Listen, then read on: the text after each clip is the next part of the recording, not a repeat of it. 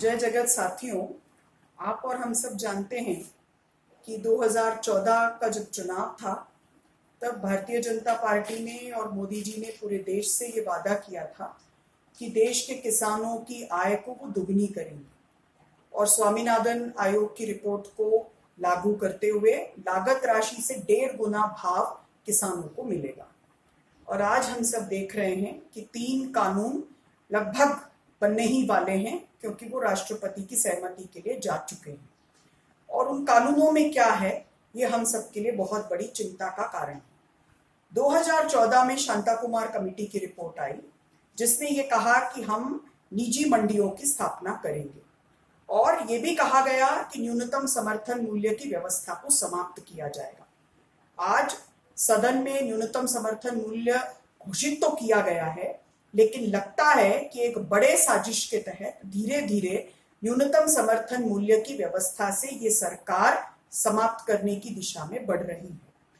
इन्होंने कहा कि अब हमारे नए कानून के मुताबिक दूसरी मंडियों में भी जाकर किसान अपने उपज को बेच सकते हैं, वो व्यवस्था आज भी लागू है। हमारे यहाँ के मंदसौर और नीमच के किसान राजस्थान जाते हैं, राजस्थान के किसान अक्सर नीमच की मंडी आते हैं, मंदसौर की मंडी आते हैं।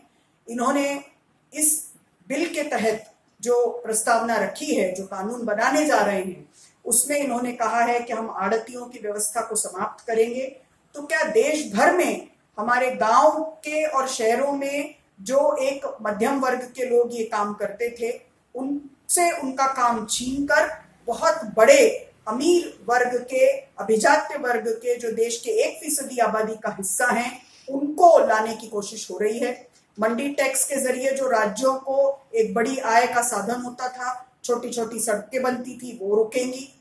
समर्थन मूल्य में खरीद होना बंद होगा और पूरी तरह से हमारे देश के किसान एक बार फिर जैसे नील की खेती करने वाले किसान अंग्रेजी बड़े ठेकेदारों के गुलाम हो जाया करते थे।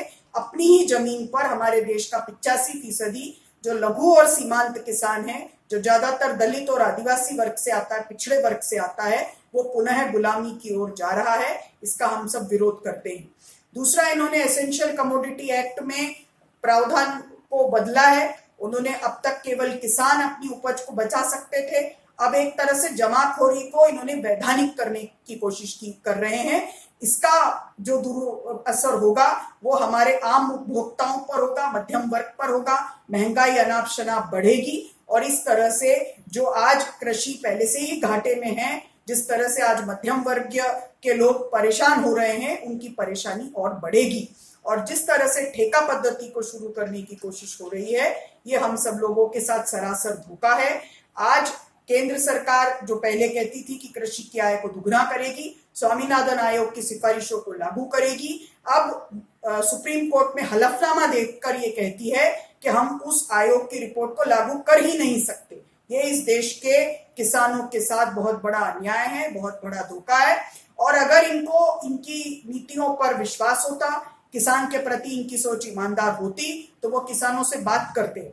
और जिस तरह से केवल और केवल वॉइस वोट के जरिए लोकसभा और राज्यसभा में सारे लोकतांत्रिक परंपराओं को दरकिनार करके खारिज करते हुए इसको पास किया गया है, इसमें कहीं ना कहीं षड्यंत्र की बू आती है।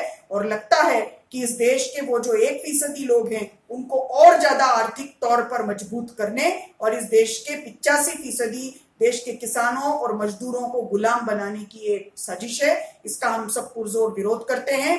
मंदसौर 6 किसानों के शहादत की अमर भूमि है, उसमें हम सब संकल्प लेते हैं कि हम सब किसानों के साथ इस अन्याय को होने नहीं देंगे और उनके लिए लड़ाई को लड़ते रहेंगे। आने वाले समय में कांग्रेस कमेटी के नेतृत्व में, जैसे पहले भी राहुल जी ने किसानों के कर्ज माफ की बात की थी, किसानों के लिए मध्य प्रदेश में जब 15 महीने की कांग्रेस की सरकार थी तो लाखों रुपए का कर्ज माफ हुआ, करीब 20 लाख किसानों को उसका फायदा हुआ। हम विश्वास ये दिलाना चाहते हैं कि अगर पुनः कांग्रेस को यहाँ मौका मिलेगा तो न केवल कर्ज माफ होगा, बल्कि ये जो तीनों काले कानून हैं, इसको मध्य प्रदेश की विधानसभा में प्रस्ताव लाकर इसके खिलाफ हम काम करेंगे। और आह्वान करना चाहते हैं वर्तमान सरकार से कि वर्तमान मुख्यमंत्री जी अगर सही में किसान के बेटे हैं तो वो भी रेजोल्यूशन लेकर आए और इन तीनों काले कानूनों को खारिज करें और कम से कम मध्य प्रदेश की सरजमी से इन तीनों कानूनों को बहिष्कृत करें। बहुत बहुत धन्यवाद। जय जगन्नाथ।